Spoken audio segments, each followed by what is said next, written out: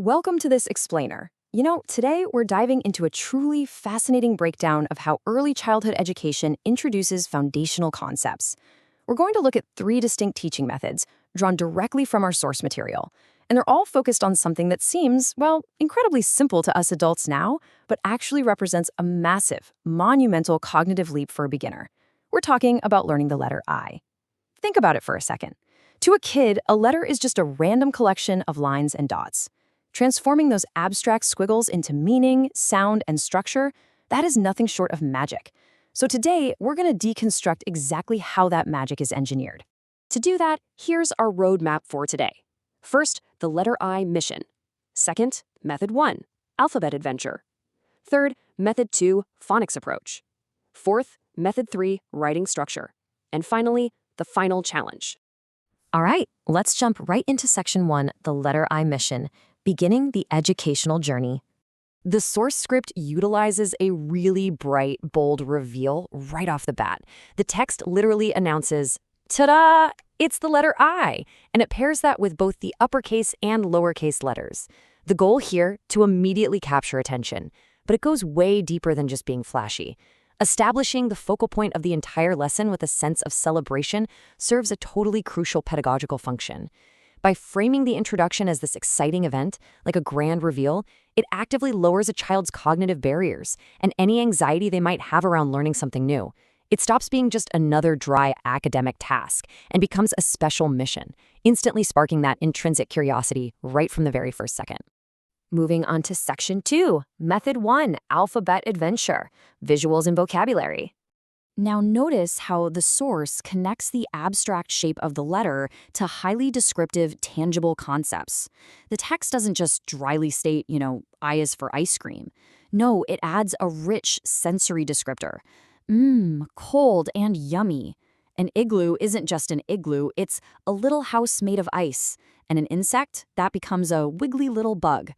This is absolutely brilliant because it ensures that a young learner can easily visualize, feel, and ultimately remember the vocabulary associated with the letter.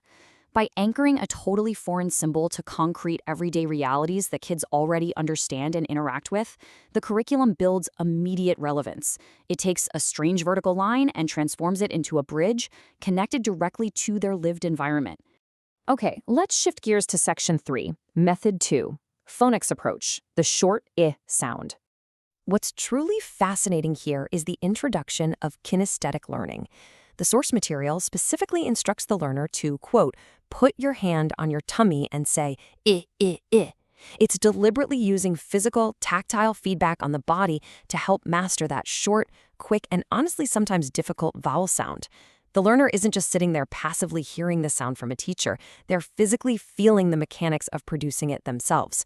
And this is so vital for young developing brains. When you engage multiple senses, the auditory by hearing it, the vocal by speaking it, and the kinesthetic by actually feeling the diaphragm move, you create multiple redundant neural pathways. That drastically increases the chances of the lesson actually sticking. You'll also want to notice the deliberate contrast in methodology here. While the first method uses broader, more universally beloved childhood words like ice cream and insect, this phonics method strictly curates its vocabulary. It purposefully selects words like ink and inchworm alongside igloo to repeatedly reinforce that very specific short vowel pronunciation. Every single example is carefully chosen to isolate and practice that exact I sound we just felt in our tummies. Like ice cream might be a way more fun word, but it uses the long I sound, which would totally confuse the specific phonics lesson being taught. This level of precise curation really shows how shifting the objective from general vocabulary building to targeted phonetic mastery requires a completely different set of linguistic tools. Next up is Section 4, Method 3, Writing structure, visual architecture. So for a child, just taking a pencil and attempting to draw a brand new letter from scratch can be incredibly intimidating. Their motor skills are still developing, and spatial awareness is kind of limited. The source material brilliantly solves that anxiety by breaking down the complex architecture of the uppercase I into three simple, manageable, and highly visual steps. First, a tall straight line down. Then give it a roof at the top. Finally, give it a floor at the bottom. It literally turns handwriting into the super familiar, non-threatening act of building a little house. This step-by-step structural methodology completely removes the guesswork, giving the learner a reliable, repeatable blueprint every single time. And this architectural approach flows right into the lowercase letter too. The script defines the lowercase I as a short line down and a little floating dot on top. But it also does something quite clever. It injects a bit of fun into the physical mechanics by adding a very satisfying kinetic boop sound effect when placing that dot. This isn't just cute filler, guys. By associating a fun verbal sound effect with a physical pencil stroke, it makes the act of tracing and writing interactive and playful, rather than just some rote repetitive chore. It basically turns a punctuation mark into a game. Bringing us to our final section, Section 5, the final challenge, synthesizing the learning. The explainer wraps up with this brilliant challenge drawn directly from the Phonics script. Can you find something in your room that starts with I? It challenges the learner to bridge that massive gap between the structured, controlled learning environment and their immediate, messy, real-world reality.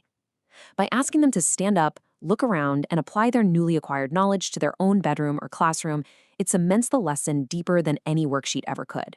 It proves that the letter isn't just some academic exercise, it's a real tool for decoding the world around them. And honestly, it leaves us with a fascinating thought to consider.